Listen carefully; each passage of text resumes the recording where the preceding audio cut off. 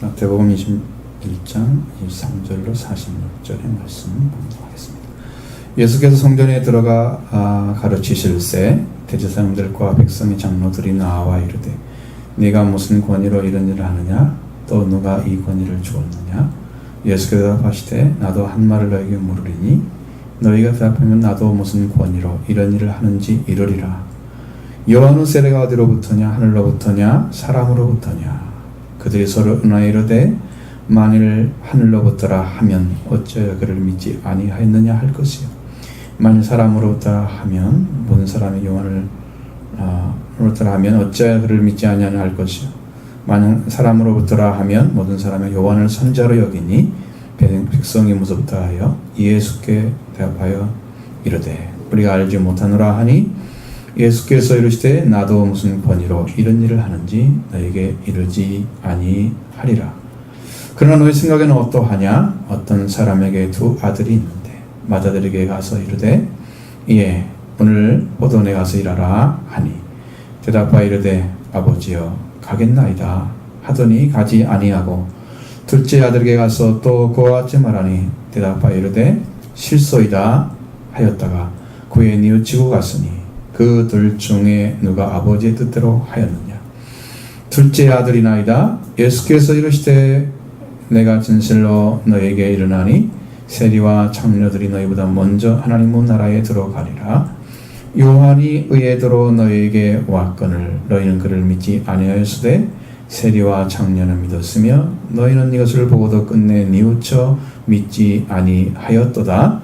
다시 한 비유를 들으라. 한 집 주인이 포도원을 만들어 산울타리로 두르고 거기에 즙자는 틀을 만들고 망대를 짓고 농부들에게 새로 주고 타국에 갔더니 열매 거둘 때가 가까우매 그 열매를 받으려고 자기 종들을 농부들에게 보내니 농부들이 종들을 잡아 하나는 심히 때리고 하나는 죽이고 하나는 돌로 쳤거늘 다시 다른 종들을 전보다 많이 보내니 그들에게도 그렇게 하였는지라. 후에 자기 아들을 보내며 이르되 그들이 내 아들은 전대하리라 하였더니 농부들이 그 아들을 보고 서로 말하되 이는 상속자니 자 죽이고 그의 유산을 차지하자 하고 이에 잡아 포도원 밖에 내쫓아 죽였느니라. 그냥 포도원 주인이 올 때에 그 농부들을 어떻게 하겠느냐? 그들이 말하되 그 악한 자들을 진멸하고 포도원은 제때 열매를 바칠 만한 다른 농부들에게 새로 줄 것이니이다. 예수께서 이르시되 너희가 성경의 건축자들의 버린 돌이 모퉁이의 머릿돌이 되었나니 이것은 주로 말미암아 된 것이요 우리 눈에 기이하도다 함을 읽어본 일이 없느냐? 그러므로 내가 너희에게 이르노니 하나님의 나라를 너희는 빼앗기고 그 나라의 열매 맺는 백성이 받으리라. 이 돌 위에 떨어지는 자는 깨지겠고 이 돌이 사람 위에 떨어지면 그를 가루로 만들어 흩으리라 하시니 대제사장들과 바리새인들이 예수의 비유를 듣고 자기들을 가리켜 말씀하신 줄 알고 잡고자 하나 무리를 무서워하니 이는 그들이 예수를 선지자로 알미었더라. 아멘. 자, 이 말씀은 굉장히 길지만 내용은 딱 추격하면 아주 짧습니다. 무엇이냐, 그죠? 먼저 이 말씀대에서 예수님께서 십자가에 못 박히고 부활하시기 위해서 이제 구속사를 완성하는 그 마지막 예루살렘에 들어가는 그때 일어났던 것인데, 그때 일어났던 권위에 대한 도전, 예수님의 권위를 인정하지 않고 멸망에 들어갔던 그 이유를 무엇인가, 이유가 무엇인가, 그에 대해서 말씀해주고 있습니다. 예수님께서 마지막 예루살렘 입성하실 때 나귀 새끼를 타고 입성하시죠. 또 백성들은 호산나 찬양을 하죠. 그리고 들어가셔서 성결을 정경을 이렇게 하시고 다음 아침에 성에 들어오시니까 그때 시장에서 뭐가 나무를 보게 됩니다. 무엇을 얻고자 했지만 얻지 못하죠. 잎사귀밖에 없었습니다. 저주를 하셨는데 말랐죠. 또 그것에 대한 질문을 하며 제자들에게 신문한 제자들에게 예수님은 믿음이 있고 의심하지 않으면 다 이루어진다. 무엇을 대했든지 다 이루어진다. 이렇게 말씀하시고 기도할 때 믿는 것은 믿고 구하는 건 다 받을 것이다. 이렇게 약속을 쭉 하신 다음에 그리고 이 말씀을 하시는 거예요. 이 배경이 중요한 것입니다. 이 배경이 왜 그렇게 왔는지 여러분이 그걸 파악하고 있어야 되죠. 23절을 보겠습니다. 예수께서 성전에 들어가 가르치실새 대제사장들과 백성의 장로들이 나와 이르되 네가 무슨 권위로 이런 일을 하느냐 또 누가 이 권위를 주었느냐. 아멘. 자, 이렇게 예수님께서 성전을 청결하게 하려고 성전 이방인의 뜰에 들어가셨습니다. 성전의 구조를 좀 생각해 봐야죠. 지성소 성소 하나 있고 그 옆에 제사장의 뜰이 있고 그 또 주 옆에 유대인의 뜰이 있고 그 다음에 이방인의 뜰이 있습니다. 그러니까 이렇게 옆에 더 많이 떨어진 거죠. 물론 딱 또 돌려서 있지는 않아요. 또 떨어져 있어요. 이렇게 지역별로. 자, 그런데 예수님께서 성전을 정확히 해서 이방인 뜰에 들어가서 모든 사람을 내쫓았습니다. 일단은 사람을 내쫓으시고 비둘기 파는 자들, 돈 받고는 환전상들이죠. 이를 상을 띄워 뽑아버렸습니다. 내쫓아내셨습니다. 자, 이런 권위가 어디서 오는 거예요? 이게 된 문제가 생기는 거죠. 그들은 자신이 가진 권위로 성전에서 장사하고 또 이익을 취하고 있는데 그것을 방해하고 있다고 생각하기 때문에 예수님의 행위를 보고 그것에 관하여 묻고 있는 거예요. 장사꾼들은 제사장들과 결탁을 해서 하고 있는 거예요. 그래서 제사장의 권위로 이렇게 성전에서 장사를 하고 있는 거죠.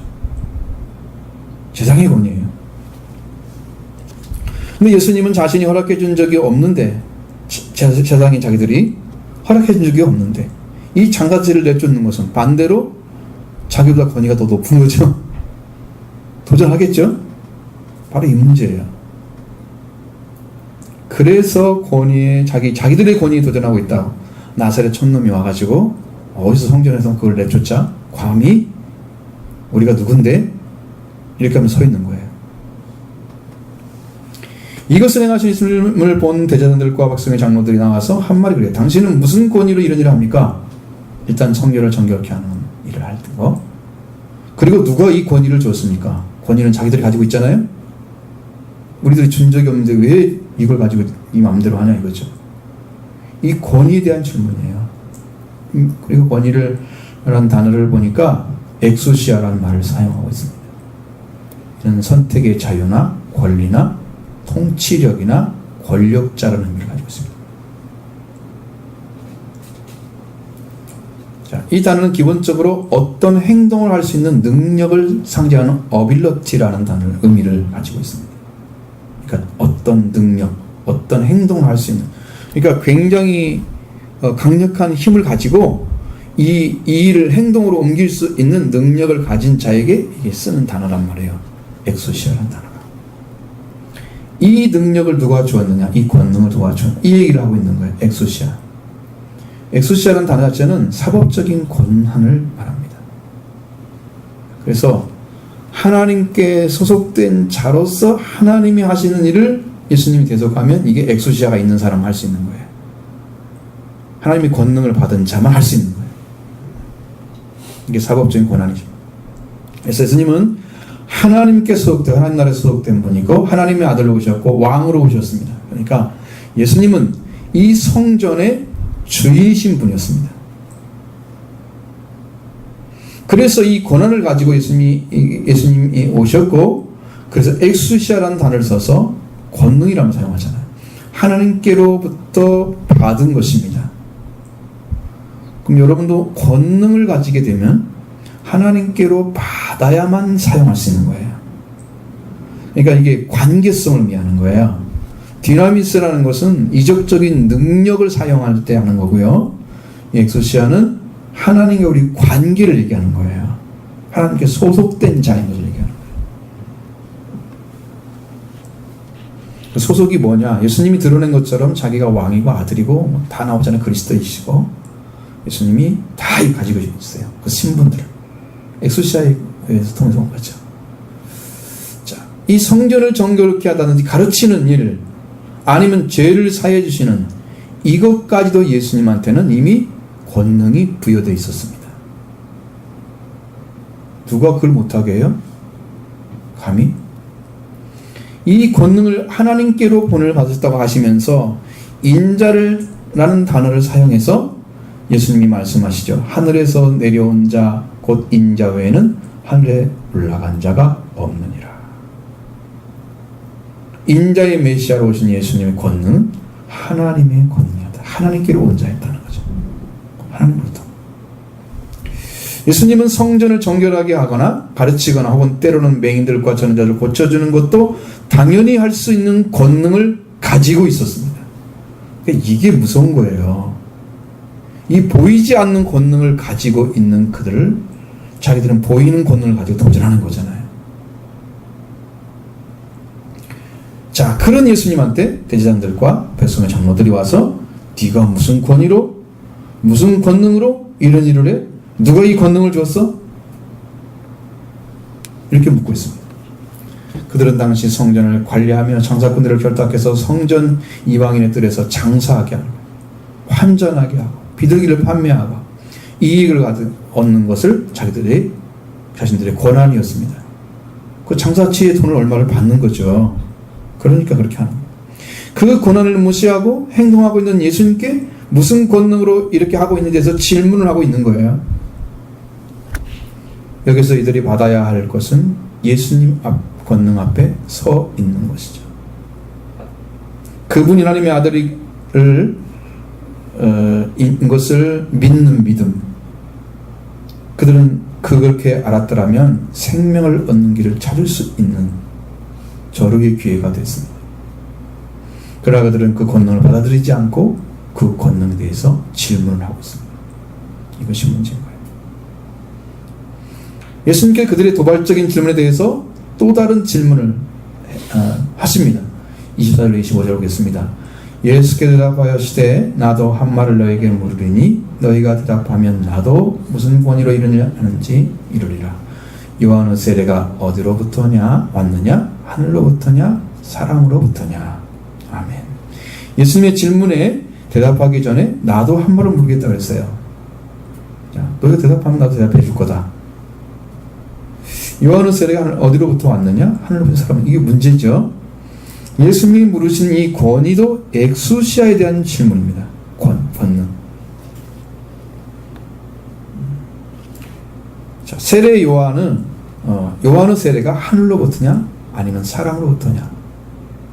여러분 하늘로부터 왔으면 뭐가 있다는 거예요? 하나님의 권능이 그게 주어진 거예요. 아무나 그를 세례를 주는데 못하게 하거나 하게 하거나 이거 할 수 있는 권한이 아무도 없어요. 하나님은 할 수 있어요. 그게 권능인 거예요. 자, 이 질문을 그들이 지금 얼쩡거리고 있는 상태잖아요. 이것도 아니고 저것도 아니고 무시하는 것도 아니고 아니 믿는 것도 아니고 이런 상태에 있거든. 그 거짓된 거, 위선된 자리에 서 있는 그들의 생각을 깨트리는 질문입니다. 그들은 요한을 인정하지 않고 있다는 것을 성경은 이미 다 증언하고 있습니다. 예수님께서 말씀하신 것처럼 세례 요한을 임으로 대우하고 있었던 거죠. 마태복음 17장 10절로 13절에 저들이 물어 이르되 그러면 어찌하여 서기관들이 엘리야가 먼저 와야 하리라 하나이까. 자, 여러분 그들은 벌써 알고 있었습니다. 엘리야가 와야 된다는 것도. 자, 이렇게 대답하였을 때 엘리야가 과연 먼저 와서 모든 일을 회복하리라. 내가 너희가 말하노니 엘리야가 이미 왔으되 사람들이 알지 못하고 임으로 대우하였도다. 인자도 이와 같이 그들에게 고난을 받으리라 하시니 그제서야 제자들이 예수께서 말씀하신 것이 세례 요한인 줄 깨달으니라. 맞죠? 예수님은 이미 말씀하시고 제자들도 깨달을 정도였습니다. 이미 확연하게 드러난 것이었습니다. 자, 요한이 와야 한다고 하는 말씀은 말라기의 엘리야의 말씀이 있었어요. 엘리야요. 그래서 사람들이 임으로 대우했다고 그랬습니다. 이 사실이 무엇이 문제인가를 아직 모르는 분이 많이 계시잖아요. 임으로 대우하는 것은요, 자신들이 바라는 만큼, 원하는 만큼 그렇게 대우하는 방식을 말하는 겁니다. 자, 여러분도 지금 믿음을 믿을 때 예수님을 여러분이 그냥 믿는 만큼, 여러분이 생각하는 만큼 그렇게 믿고 말아버리는 거죠. 이렇게 대하면 임으로 대하는 거예요, 지금. 여러분 사사기 시대에 보면 사사기 17장 6절에 보면 그때에는 이스라엘 왕이 없었으므로 사람마다 자기 소견에 옳은 대로 행하였더라. 이렇게 믿는 거예요. 지금도 자기 생각에 뭐 성경이 이러면 이렇게 이러는가 보네. 자기 적당히 이렇게 해서 믿고 그냥 마는 거예요. 자기 소견에 그냥 생각대로 그냥 하는 거죠. 사사기 시대도 똑같았습니다. 지도자가 없다는 거죠. 왕이 없다는 거죠. 말라. 오리라는 엘리야는 하나님께서 말라기 선지자를 통해서 주셨던 말씀에 있습니다. 말라기 3장 1절에 분명히 만군의 여호와 이르노라 내가 내 사를 보내리니 그가 내 앞에서 길을 준비할 것이요 너희가 구하는 바 주가 갑자기 그 성전에 임하시리니 곧 너희가 사모하는 바 언약의 사자가 임할 것입니다. 두 가지죠. 하나는 사자가 있고 언약의 사자가 있죠. 한 사자는 엘리야를 가리키는 거고 언약의 사자는 예수 그리스도를 가리키는 거예요. 오신다고 약속해놨습니다. 하나님이 보낸 거예요. 약속의 말씀대로 보내신 거예요. 그러니까 임으로 대화할 수 있는 것이 아니에요. 여러분 성경에도 예수 그리스도 우리가 믿어야 할 이유가 뭐냐면 지금 똑같아요. 자, 우리가 예수님도 여러분이 하나님께서 보내신다고 약속하신 분이잖아요. 약속하신 분이 오셨는데 임으로 대접을 하고 있는 거예요. 우리 믿는 사람들이 제대로 안 믿고 있다는 것은 내가 믿는 만큼 이건 절대로 안 믿으면 안 되는 자리에 세워졌는데 그것을 내가 결정을 하는 거예요. 내가 이만큼 믿어도 되지? 이렇게 믿어도 되지? 그렇게 안 된다고 성경은 얘기하는데 나는 그렇게 하고 있는 거죠. 그게 자기 임으로 대하는 방식입니다. 요한도 하나님이 보내신 분이라는 걸 분명히 성경이 약속하고 말씀하고 있는데 그렇게 안 믿어. 말라기 4장 5절에도 내가 보라 여호와의 크고 두려운 날이 이르기 전에 내가 선지자 엘리야를 너에게 보내리라고 말씀하셨습니다. 이분이 세례 요한이었습니다. 자, 그들이 요한이 하나님께서 보내신 분으로 그는 물류세를 빌기 위해서 광야에서 외친 자의 소리로 오신 분이세요. 주의 길을 예비하기 위해서 주님께서 오는 소로를 즉시 만들려고 외치신 분이었어요. 그렇게 외치신 광야의 소리, 곧 죄사함 얻게 하는 세계에 물세례를 주고 회개를 외쳤고 바로 그를 그리스도에게 인도하는 그런 세례였습니다. 하나님께서 보내셨던 이사야 40장 3절 5절 말씀이 기록된 그분이었어요. 이렇게 하나님께서 보내셔서 광야에 외치는 자로 세우시고 죄사함 얻게 하는 회개 세례를 전파한 세례 요한이 하나님께서 왔는지 사람으로부터 왔는지에 대해 질문이 그들은 뭘 얘기하고 있습니까? 정상적 대답을 해야 될 거 아니에요. 피해가는 것이 아니고 믿는 건지 안 믿는 건지. 그들은 큰 고민이 생겼습니다. 그 지금까지 인정하고 싶지 않은 대답을 해야 됩니다. 그는 의논하기 시작하죠. 그리고 대답을 합니다. 25절 하반절부터 27절 말씀까지 봅니다. 그들이 서로 의논하여 이르되 만일 하늘로부터라 하면 어찌하여 그를 믿지 않으냐 할 것이요 만일 사람으로부터 하면 모든 사람이 요한을 선자로 여기니 무섭다 하여 예수께 대답하여 이르되 우리가 알지 못하노라 하니 예수께서 이르시되 나도 무슨 권위로 이런 일을 하는지 너에게 이르지 아니하리라. 아멘. 대제사장들과 바리새인들이 지금 인정하고 하지 않고 있었던 세례 요한이 하늘로부터인가 아니면 사람부터인지에 대해서 분명하게 말을 해야 할 시간이 된 거예요. 여러분도 시간이 어중쩡하게 여러분 회개해야 됩니까? 안 해야 됩니까? 회개는 해야 되는데 지금 안 하고 있어. 지금 요 질문이거든요. 여러분 어떻게 해야 돼요? 확실히 질문은 대답하셔야 되죠? 뭐라고 대답할 거예요? 할 거예요 앞으로? 대답이 약한 거 보니까 별로 할 마음이 없는 것 같아요. 대제사장과 바리새인들은 지금까지 인정하지 않고 있던 세례 요한이 하늘로부터인가 아니면 사람부터인지도 분명하게 질문을 받았기 때문에 예수님께 받은 질문이죠. 그럼 어떻게 대답해야 됩니까? 그들은 태도가 분명해야 됐죠? 그렇지 않는다면 그들은 세례 요한에 대해서 바른 태도를 갖지 않고 있는 거예요. 바르게 받아들이지 않는 거죠. 자, 이들이 요한의 세례를 주는 것을 보았고 회개하고 바로 그에 합당한 열매를 맺어야 하는 자리에 외침을 받은 것을 들었을 것입니다. 외침을. 그럼 요한을 하나님께 온 자인 것을 알고 그로 말미암아 세례를 받았으면 그들은 예수 그리스도의 권능을 인정하고 예수님의 말씀을 들으면서 회개했고 이권을 요청했고 그는 산자의 길을 이미 찾았을 것입니다. 그리스도의 속죄를 입고 그리스도를 증언한 자들이 되었을 것입니다. 그들의 입에서 저분이 하나님 보내신 자다 증언했을 거예요. 그러나 요한을 보내심을 하나님 보내신 것을 믿지 않고 받지 않은 자들 사람을 보다라고 할 수도 없었습니다. 그건 사람들이 그를 참 선지자로 여겼기 때문에 백성들이 무서웠어요. 백성들이 무서워서 이것도 못하고 자기는 믿기 싫으니까 이것도 못하고 어떻게 해야 돼요? 할 말이 없는 거죠. 나도 모르겠다. 이런 어정쩡한 자세를 취하고 있는 거예요. 하나님이 요한을 보내신 것을 받은 자, 하나님 보내신 자로 여기지 않았던 사람들은 사로부터 사람으로부터라 할 수가 없었습니다. 자, 하나님이 보내신 자를 인정하지 않는 자들은요, 하나님께로 왔다 말 못하고요, 사람들이 믿으면요, 그것도 무시를 못해요. 그래서 어중간에 서요. 우리가 알지 못한다고 하는 애매한 대답을 합니다. 이 대답은 세례 요한 하나님으로 보내심 받은 것도 또 백성들이 믿는 것도 포함한 대답입니다. 모른다는 말은. 백성도 무시할 수 없고 하나님께 온 것은 인정하고 싶지 않고 딱 중간이에요. 그들은 구원의 길과 예수님이 가지신 권능 앞에 서 있는 자들이었습니다. 그들은 구원의 길을 알지 못하고 구원의 길도 찾지 못한 자들이었습니다. 바깥 자손들은 본 자손들은 바깥 온 데서 슬피 흘며 이를 갈미 있으리라. 예수님의 말씀을 기억합니다. 믿지 않는 자들이 받아야 할 형벌은 분명했습니다.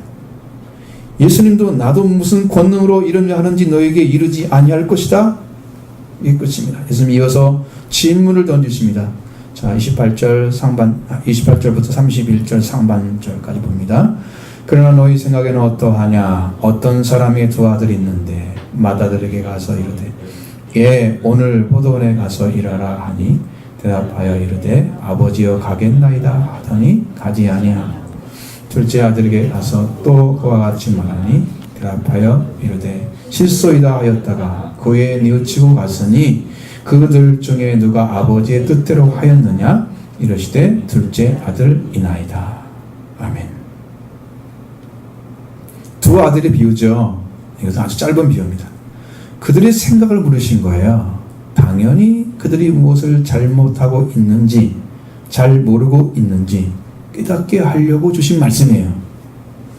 그러나 너희 생각은 어떠냐? 어떤 사람의 두 아들이 있는데 맏아들에게 가서 오늘 포도원에 가서 일하라. 맏아들은 아버지여 가겠습니다. 대답을 하고 나서 가지 않았다.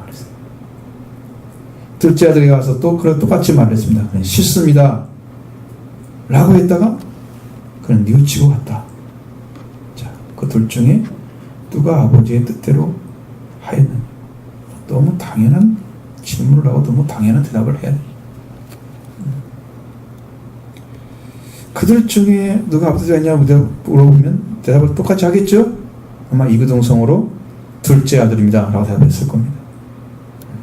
맏아들은 왜 아버지의 말을 듣고 가겠나이다 하고 가지 않았는가? 둘째 아들은 실소이다 하고 왜 포도원에 들어갔을까? 이건 잘 보셔야 됩니다. 먼저 맏아들은 들어가겠나이다 하고 들어가지 아니한 것은 아버지와 아들의 관계를 알고 있었습니다. 확실하게. 그러나 부정해버린 거예요. 이게 무서운 죄악입니다. 그래서 포도원에 들어가지 아니한 것은 아버지와 관계를 깨뜨려버린 거예요. 여러분, 부모의 말에 순종하지 않는 자가 살 수 있는 길이 없잖아요. 탕자의 비유에도 그게 나오잖아요. 부모 말을 데리고 자기 시간 따가지고 다 나갔다가 그냥 쫄딱망 들어오잖아요. 성경의 말씀 다 그거예요. 아버지와 하나된 관계만 사는 거다. 나간 자는 다 죽어. 가겠다고 해놓고 안 갔으니까 부정한 거죠? 말씀에 불순종한 것입니다. 아버지 관계를 부정한 거예요. 자, 아버지와 아들의 관계에서 아버지의 말을 듣지 아니한 것은 그 관계를 부정하는 것입니다. 둘째 아들은 관계를 부정하고 있었지만 뉘우치고 갔습니다. 마음을 바꾸고 갔습니다.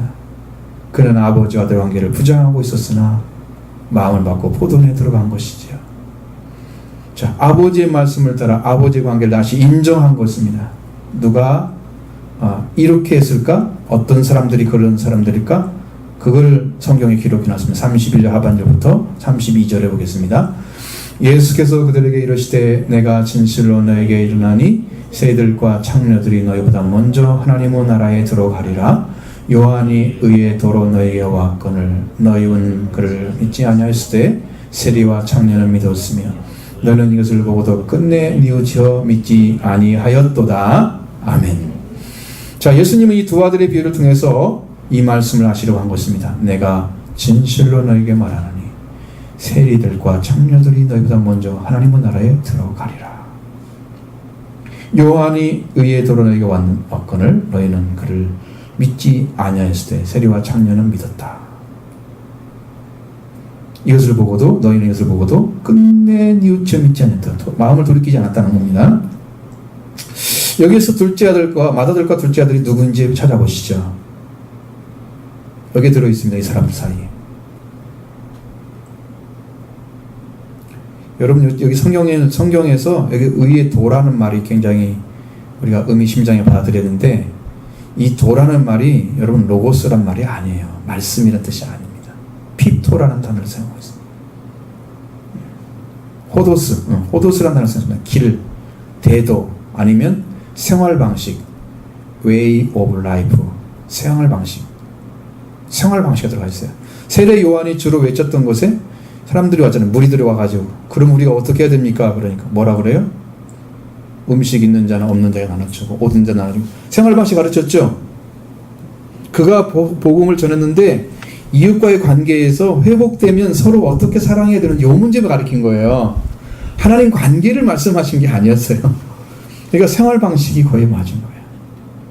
이게 도라는 말은 그런 의미예요. 호도스란 단어죠. 근데 우리는 길이라고 표현했습니다. 의의 길을 가지고 왔다 그거예요. 세례 요한이. 도라는 말 쓰니까 헷갈리잖아요. 의의 길을 가지고 왔다. 뭔 말이냐면 하나님의 뜻을 나타내는 단어로 도라는 말을 사용했단 말이에요. 하나님의 뜻을 알게 하는 그 세례를 전해주러 왔다는 거예요. 세례를 통해서 전해주러 왔다는 거죠. 의의 도라고 말씀하고 있습니다. 세례 요한이 의를 가지고 하나님의 뜻을 나타내었다. 의의 도로 나타났다 이 말이죠. 그를 믿던 자들은 세리와 창녀들이었다 하는 겁니다.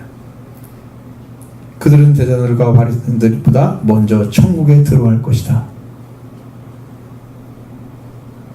대자들과 이 바리새인들이 너희가 아무리 빨리 회개하고 돌아와도 천국에 들어갈 때는 세리와 창녀보다 빠를 수가 없다는 거예요. 왜? 그들은 이미 더 가까이 가 있다는 거죠. 근데 가장 성경에 가까이 하고 하나님 말씀을 믿어야 했던 그들의 삶은 하나님을 인정한 듯 사는 삶을 가지고 있지만 정작 회개하고 돌아와서 들어가야 할 때가 되면 그걸 부정해버리는 거예요. 그리고 하나님의 뜻을 저버리는 자들이에요. 누가 첫째 아들입니까? 그러나 세리와 창녀들의 생활은 하나님을 모르고 살아왔기 때문에 그들은 하나님과 버린 자들과 같은 삶을 살고 있었습니다. 하나님 관계 부정하고 있죠? 그러나 요한이 의를 가지고 와서 하나님 뜻을 외쳤을 때, 선포했을 때 그들은 요한의 의를 통해 주신 말씀을 믿었습니다. 뉘우쳤죠?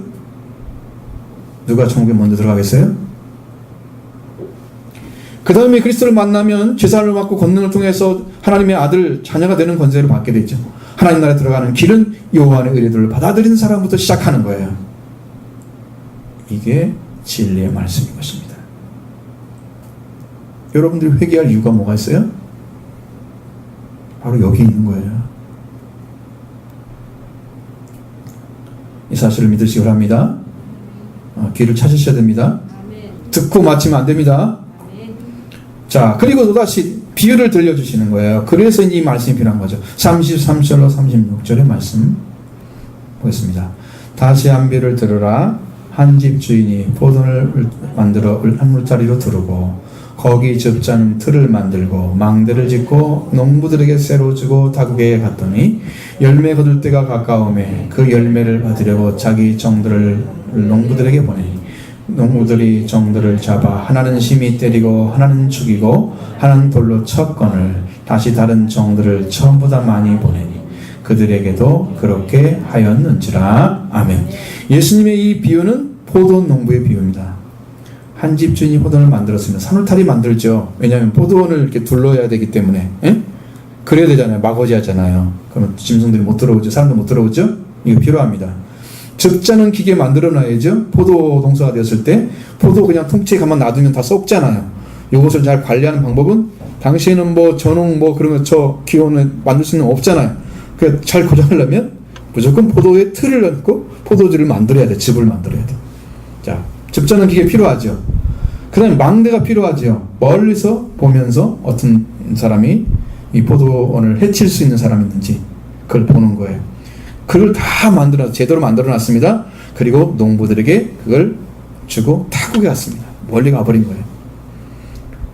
새로 줬잖아요. 포도원은 포도 농사를 짓기 위해서 최적의 조건으로 만들어 놓고 농부들에게 새로 주고 타국에 갔다는 거예요. 이 포도원 주인이 곧 하나님을 가리키고 있습니다. 하나님께서 이스라엘에게 포도원을 새로 주고 타국에 간 거예요. 포도원은 이스라엘 나라를 가리키는 겁니다. 농부들은 유대 교권주의자들을 가리킵니다. 혹은 율법주의자들. 스스로 의롭다 생각하는 모든 성도들도 여기 들어있습니다. 종들은 하나님께서 보낸 모든 예언자들입니다. 그리고 아들은 그리스도를 가리키고 있습니다. 주인이 멀리 타국에 간 포도원 주인은 열매를 거둘 때가 가까이 왔을 때 농부들에게 종을 보냈습니다. 당연히 세를 받으러 보냈죠. 이런 경우에 보통은 반반씩 나눴다고 그럽니다. 좀 세죠, 세가. 당신 그랬다 그래요. 우리가 알 수 있는 부분은. 농부들은 주인에게 당연히 농부들은 주인에게 주의 세를 주지 않고 그 종들을 잡아서 하나는 심히 때리고 하나는 죽이고 하나는 돌로 치고, 이게 종류를 얘기하는 거지 세 사람 같다는 뜻이 아닙니다. 이렇게 농부들이 하고, 왜 이렇게 하고 있을까요? 그들은요, 주인이 돌아오지 않을 거라고 생각하기 때문입니다. 다시 돌아와서 자기를 어떻게 하지 않을 것이다. 농부들은 포도원 주인이 있는 종들에게 큰 타격을 주었습니다. 자, 에레미야는 숫하게 매를 맞았던 선지자였습니다. 그리고 껍질을 벗겨가지고 돌로 껍질을 완전히 벗겨가지고 죽였던 이사야 선지자, 돌로 쳐서 죽인 스가랴 선지자, 성경에 다 있습니다. 그런 사람들. 이게 예언자 대표자를 말하는 거예요. 포도원 주인이 농부들에게 포도원을 새로 준 것은 주인의 뜻대로 포도원을 경영하고 새로 그곳에서 나온 포도 열매를 주인에게 드려야 하는 것, 이게 정해진 법칙이었어요. 그들이 내야 할 세는, 이스라엘이 내야 할 세는 하나님 주신 말씀과 율법으로 하나님의 거룩한 영광을 드러내고 거룩한 민족이 되는 것입니다. 그때마다 보내가지고 하나님의 말이 돌아와라, 하나님께 돌아와라, 그러면 매로 치는 거예요. 돌로 치는 거예요. 죽이는 거예요. 이들이 하는 짓입니다. 이 종들이 오면 회개하고 하나님께 더 나아가야 하는 자리에 쓴 것이 농부의 자리인데, 이스라엘은 그렇지 않았습니다. 그러나 이러한 처사는 주인을 무시하는 처사였다는 것이죠. 이 주인은 그걸 생각하지 않고 처음보다 더 많은 종을 보냈다고 했어요. 그들도 동일하게 했습니다. 그래서 이제는 아들을 보내기로 결정합니다. 자, 36절 39절 보겠습니다. 다시 다른 종들을 전보다 많이 보내니 그들에게도 그렇게 하였는지라. 후에 자기 아들을 보내며 이르되 그들이 내 아들은 존대하리라 하였더니 농부들이 그 아들을 보고 서로 말하되 이는 상속자니 자 죽이고 그의 유산을 차지하자 하고 이에 잡아 포도원 밖에 내쫓아 죽였느니라. 그러면 포도원 주인이 올 때에 농부들을 어떻게 하겠느냐. 아멘. 자, 포도원 주인이 처음보다 더 많은 종들을 보냈다는 거예요. 자, 그런데도 그들에게는 세례를 역시 주지 않고 때리고 죽이고 돌로 치는 똑같은 일을 계속 반복하고 있었습니다. 포도원 주인의 종들을 의대하고 그들을 바르게 영접해야 될 그런 자리에 그들은 세워졌었는데 그 역할을 하지 않았습니다. 오히려 주인의 종들을 죽이는 자가 됐어요. 종들을 때리고 죽이고 돌로 치는 자, 이들이 곧 이스라엘이었습니다. 주인의 마지막 바람은 아들을 보내는 것입니다. 왜? 주인이 간절한 마음, 내 아들은 존대하리라. 그것이죠. 여기는 내 아들은 존경하리라는 뜻입니다. 아들을 보내는 거예요. 그러나 농부들의 생각은 아주 극악한 자들이었다.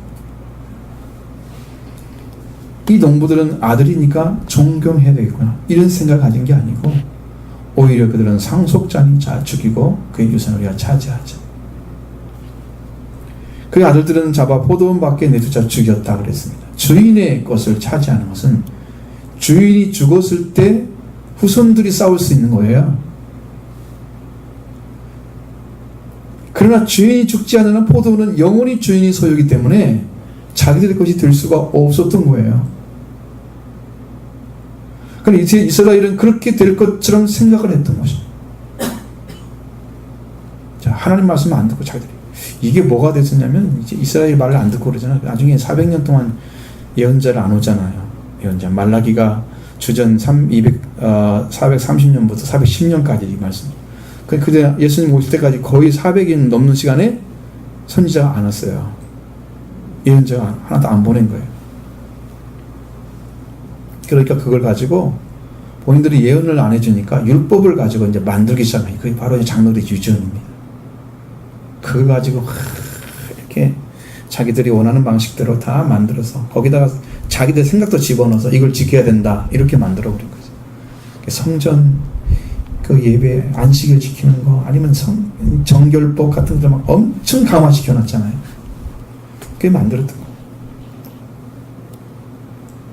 자기 것 들지 않았어 이렇게 하면 영원히 있어야 할 것 때문에 하나님과 상관없어 괜찮아. 왜? 하나님의 예언자를 안 보냈으니까 괜찮아. 그렇게 생각한 거예요. 반대로 하나님 말을 듣지 않았기 때문에 순종하지 않기 때문에 안 보냈다는 생각을 못하는 거죠.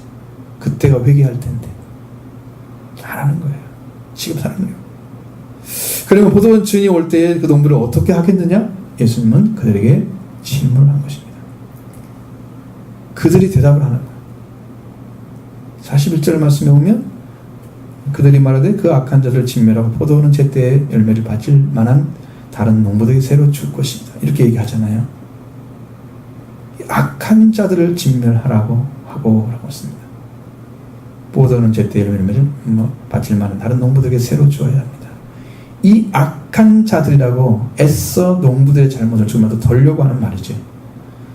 사실은 악한 자들보다는 악한 농부들이라고 해야 맞지요. 감춰진 거예요, 말이 단어적으로. 그들의 악한 행실로 말미암아 그들을 진멸하고 포도원은 제때에 열매를 바칠 만한 농부들에게 다른 농부들에게 새로 주어야 합니다. 가장 정확한 뜻. 악한 자들이라고 하는 것은 단순한 것이 아니었습니다. 그건 이스라엘을 한 나라로 세우시기까지 시간과 나라로 세워지고 그 엄청난 시간이 많이 필요했죠. 나라가 세우기 위해서 이스라엘 하나님의 주신 영화를 누리게 만들었습니다. 이스라엘을. 그리고 그들 타락해서 분열된 두 왕국을 만들어 외세에서 멸망을 시키고 다시 예루살렘에 돌아오기까지 하나님께서 허락하시고 돌아온 후에는 말라기 선지자가 나오죠. 440년, 410년까지 사이에 주셨던 말씀. 그 사이에 엄청난 예언자가 나왔던 거예요. 하나님의 종들이. 예언자들이 이스라엘에 보내졌지만 이스라엘은 마지막 선지자였던 세례 요한까지 끝내버리고 그 다음에 그리스도의 권위, 하나님이 부여하신 하나님의 권능에까지 도전하는 자들이 되고 말았다. 이런 이스라엘 종교 지도자들, 대제사장과 바리새인들 모두 다 공범이었습니다. 말씀에 불순종하는 공범들이었습니다. 이들 모두가 예수님께서 허락하신 건축자들이 버린 돌, 건축자들이었습니다. 건축자들이 되어서 머릿돌을 버렸던 것입니다. 자, 42, 43절 보겠습니다.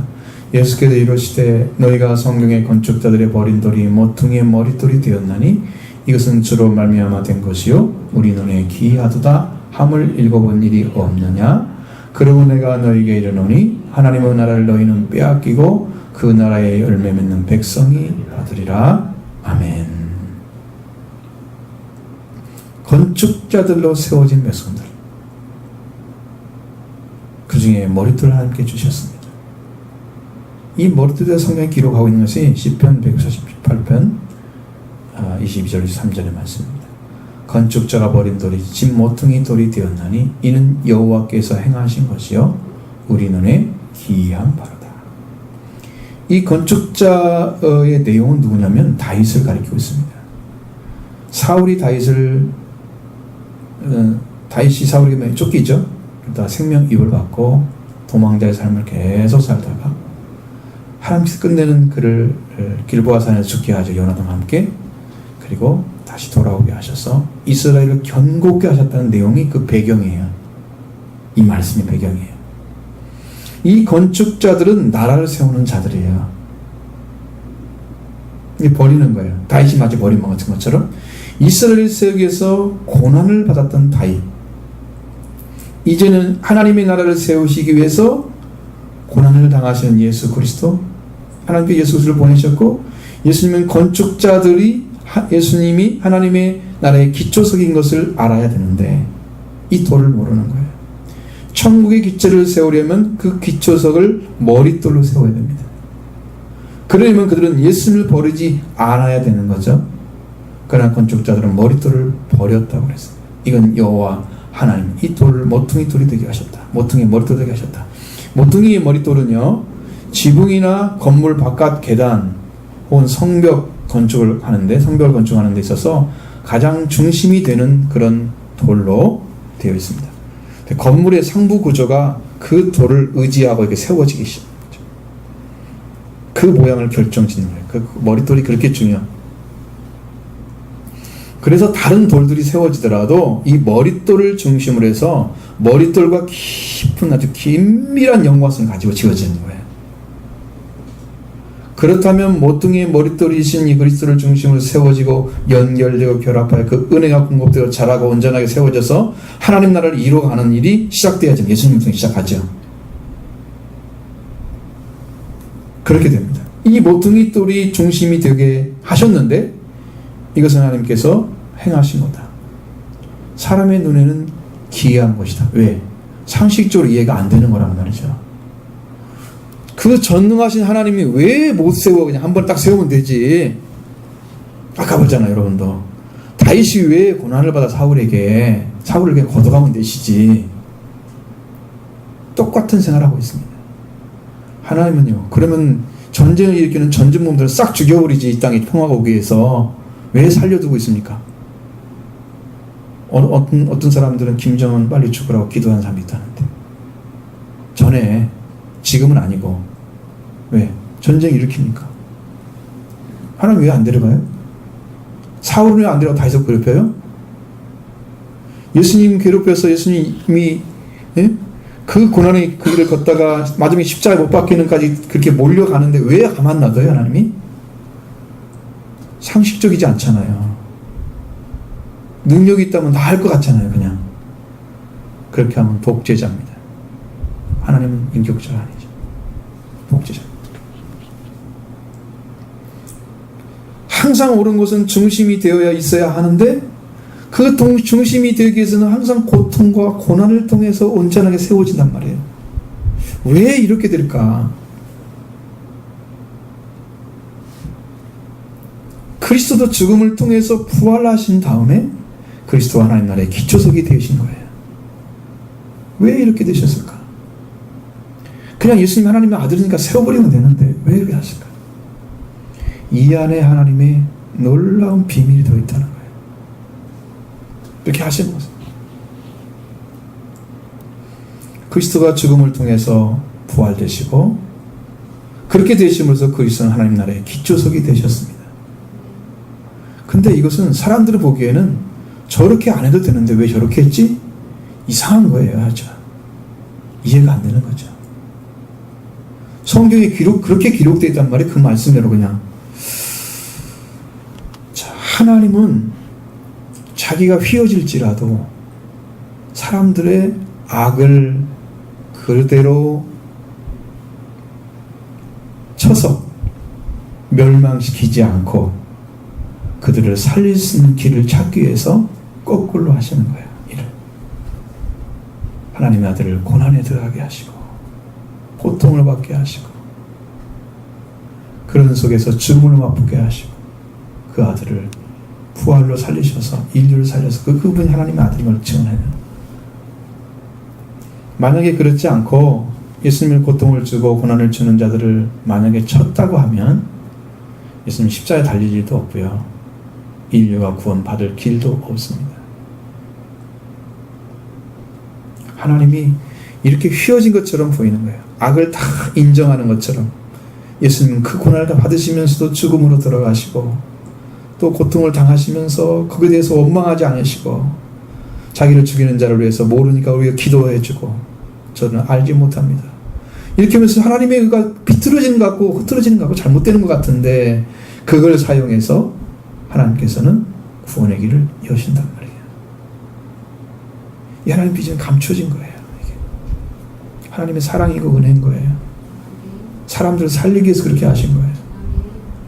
죄를 제대로 그대로 갚아버리면 그 자리에 다 죽어야 되잖아요. 한 생명 살릴 수가 없잖아요. 그러니까 하나님이 그걸 감내하시는 거예요. 그 아픔을 다 받으시는 거예요. 그래서 하나님의 사정에 하나님 사정에는 하나님 보기 알지 못하죠. 하나님만 그렇게 하시는 거예요. 사람들 보기에는 왜 이렇게 하나님 약하셔? 하나님은 약한 자에게 한없이 약하시고 강한 자에게 한없이 강하신 분이십니다. 마귀는 사정없이 때리치시죠. 그러나 죄인된 우리를 위해서는 하나님은 한없이 약해지십니다. 우리를 살리기 위해서. 우리를 살리려고. 단순한 거예요. 성경은. 그렇게 만들어져 있단 말이에요. 말씀이 지금. 구원의 길을 여시기 위해서 예수님 하나님 나라 세워가기 위해서 그 자리에 세우신 거예요. 이 말씀이 거기에 들어있어야 지금 있었던 거예요. 네. 그러면 누가 하나님 나라에 들어왔느냐? 43절 그 답을 주셨습니다. 같이 보시죠. 그러므로 내가 너에게 이르노니 하나님 나라를 너희는 빼앗기고 그 나라의 열매 맺는 백성이 받으리라. 아멘. 분명한 것은 하나님의 나라를 받는 백성은 육적인 핏줄로 들어가는 것이 아니라는 사실이었습니다. 아브라함의 자손은 아브라함의 육적인 핏줄을 받은 자가 아니고 믿음으로 의를 얻고 죽지 않은 생명을 얻은 자가 아브라함의 후손이었습니다. 이들만이 하나님 나라에 들어가는 거예요. 아브라함의 핏줄로 들어가는 거 아닙니다. 아브라함의 혈통이었던 이스라엘 백성들은 자신들의 선미로서 구원을 잃은 것처럼 생각을 하고 있다. 하나님 뜻을 모르는 자들이 서서 회개에 합당한 열매를 맺지 않고 예수님께 도전하는 자리에 서 있는 거예요. 그들이 어떻게 아브라함의 후손이지만 어떻게 들어갈 수 있었는 나라에 열매가 없는데 회개하지 않는데 회개하러 세우신 세례 요한을 인정하지 않고 구원을 하고 오신 예수 그리스도를 도전하는 자들이 어떻게 해서 구원을 받을 수 있습니까? 회개에 합당한 열매를 맺고 열매 맺고 성령을 받아야 되나요? 회개에 합당한 열매를 맺어야 할 대상이 바로 그들이잖아요. 대장들과 바리새인들. 이들은 회개와 성령 만들까지 이르러서 회개에 합당한 열매를 맺는 이 열매를 맺을 수가 없었던 거예요. 왜 그럴까? 하나님께서 보내신 세례 요한 물로 세례를 명령하신 하나님의 뜻을 따라서 물로 세례를 주어서 회개하게 하는 그리스도의 속죄에 받도록 초청받았다. 이 말씀을 전하고 있는 그들을 그 세례 요한, 그들이 그걸 받아들였습니까? 쳐버렸습니다. 그들이 가지고 있는 신앙의 세계는 좁고 좁은 자기중심적이고 자기 좁은 세계관을 가지고 있었던 거죠. 그래서 예수님, 하나님 나라는 너희는 빼앗기고 그 나라 열매를 맺는 백성이 받을 것이다 말씀하신 거예요. 그 나라는 요한을 통해서 보내신 하나님의 권능 앞에 이 땅에 예수 그리스도의 권능을 인정하고 받아들인 자들, 회개와 속죄와 성령 열매를 맺고 그 나라 열매를 맺는 자들, 이들에게만 천국에 들어가는 것이 허락되어 있는 거예요. 나머지는 다 버리는 것입니다. 이런 열매를 맺는 자만이 그 나라에 들어가는 것입니다. 이런 열매를 맺는 저와 여러분이 꼭 되시기를 바랍니다. 그러나 이어는 반대로 무서운 경고의 말씀을 주셨습니다. 모퉁이의 머릿돌에 대한 얘기죠. 46절의 말씀 보겠습니다. 이 돌 위에 떨어지는 자는 깨지겠고 이 돌이 사람에 떨어지면 그를 가루로 만들어 흩으리라 하시니 대제사장들과 바리새인들이 예수의 기회를 듣고 자기들을 가리켜 말씀하신 줄 알고 잡고자 무리를 무서워하니 이는 그들이 예수를 선지자로 알미었더라. 아멘. 48절의 말씀은 이사야 8장 14절 15절의 말씀과 다니엘 2장 35절의 말씀을 배경으로 하고 있습니다. 예수님은 이 모퉁이 돌로서 거룩한 피할 곳이 되기도 하시지만 악한 자들은 멸망을 가져가주는 돌입니다. 두 가지 역할을 다 하고 있는 거예요. 구원과 멸망이 동시에 있다는 거예요. 그 안에 돌 위에 떨어지는 자는 산산이 부서지겠고 이 돌 위에 사람이 떨어지면 그를 가루로 만들어 흩으리라 분명하게 말씀하신 것은 심판을 당하는 자들이 있고 심판을 받는 자들이 있다는 거예요.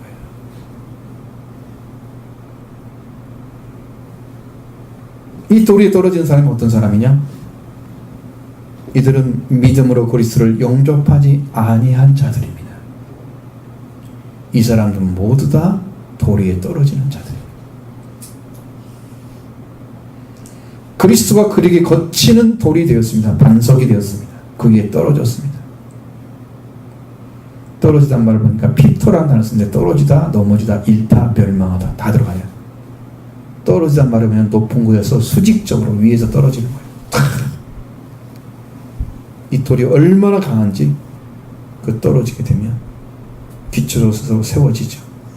그 그리스도가 기초로 세워진 그 돌, 그걸 원하지 않았던 돌, 그 사람들은 그게 돌에 걸려서 다 넘어지는 거예요. 믿지 아니하면 다 넘어지는 거예요. 그 돌 위에 떨어지는 거예요. 믿지 아니한다는 돌 위에 떨어지고 그들은 산산조각이 될 것이다. 산산이 부서질 것이다.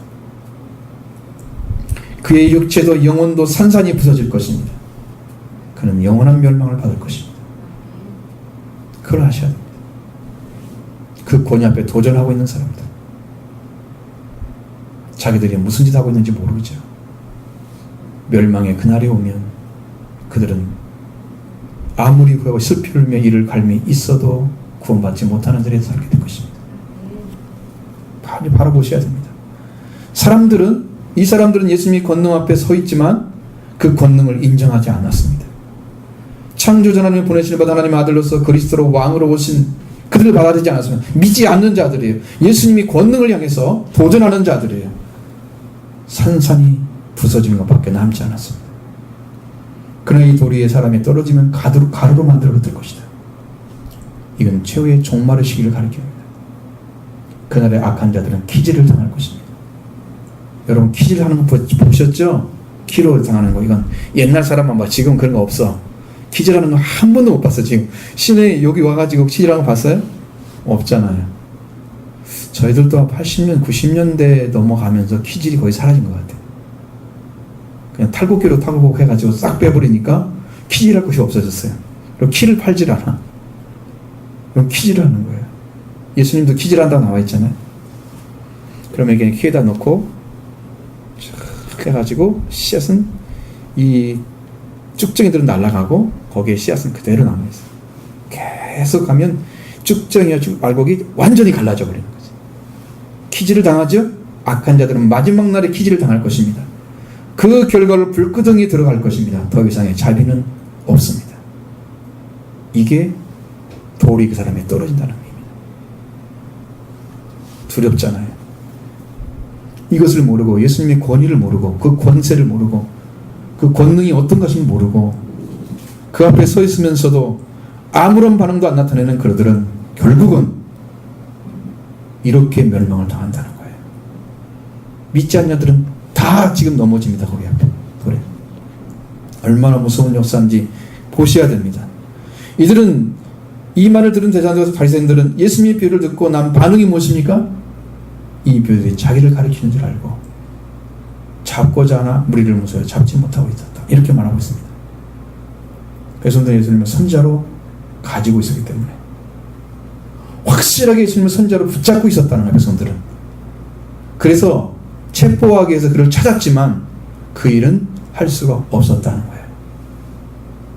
하나님이 세운 자, 하나님께 속한 권능 가지고 오셔서 말씀을 전하고 두려워하지 않았습니다. 하나님을 두려워하지 않았습니다. 백성들의 무리를 두려워하는 이 종교 지도자들은 돌 위에 떨어지는 자들이었습니다. 산산이 부서질 것입니다. 사람들은 모두가 예수님 권능 앞에 서 있는 것이죠. 지금도 마찬가지입니다. 여러분이 지금 믿고 있는 그 하나님 그리고 예수 그리스도 앞에 우리는 서 있습니다. 그가 하나님 아들이시고 왕이시고 하나님이십니다. 이 세상에 보내심을 받고 하나님에서 내려오셔서 인간의 몸을 나타나시고 그 사실을 믿는 자는 구원을 받을 것입니다. 이 사실 앞에 세워져 있는데 임으로 생각하고 적당히 믿는 자들, 내가 원하는 대로 대우하고 그렇게 하고 있는 자들이 지금 상황이 대제사장들과 백성의 장로들이었습니다. 그들의 모습입니다.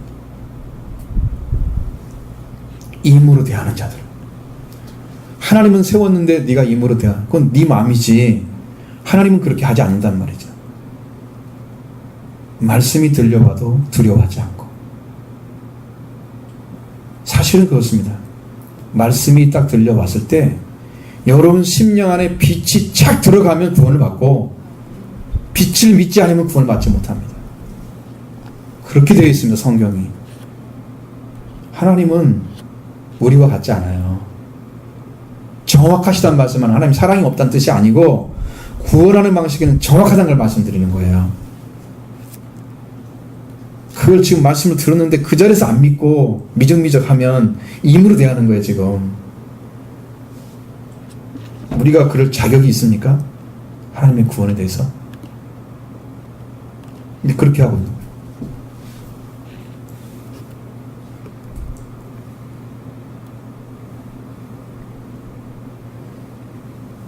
지금 하나님께서 보내셔 세운 그 예수 그리스도를 지금 하나님의 권능 앞에, 예수 그리스도 권능 앞에 서 있잖아요. 이 사실 앞에 세워져서 있는데 임으로 생각하는 건 적당히 믿는 거. 이건 문제가 있는 거예요. 자, 성경 보세요. 믿지 않는 자는 독생자임을 믿지 아니하므로 이미 심판을 받은 것이니라. 예수님은 불신이 어떤 결과를 가져오는 것에 대해서 말씀해 주셨습니다. 심판을 받았다는 것은 재판의 최종 결과가 이미 나와 있다는 거예요. 더 이상의 재판은 필요하지 않습니다. 끝난 거죠. 재고는 어떻게 해요? 회개하고 돌이키면 재고하십니다. 그러나 지금 안 믿고 있으면 지금 이미 심판은 끝났습니다. 그걸 말씀하고 있는 거예요. 저와 여러분이 지금 예수님의 권능 앞에 서 있는 거예요. 그는 하나님이시고 하나님 아들로 왕으로 오셨습니다. 십자가와 부활로 이미 구원의 길을 열어놓으셨습니다. 부활의 씨앗으로 그는 오순절의 씨앗이 되어주셨습니다. 이제는 우리에게 기쁜 소식을 전할 기쁨의 복음의 내용이 되셨습니다. 그는 승천하시고 다시 오실 것입니다. 그 예수 그리스도를 여러분이 믿게 되면 그 권능을 인정하는 거예요. 그 사람만 구원받습니다. 오늘 여러분들은 이 사실을 믿고 다 인정하시길 바랍니다.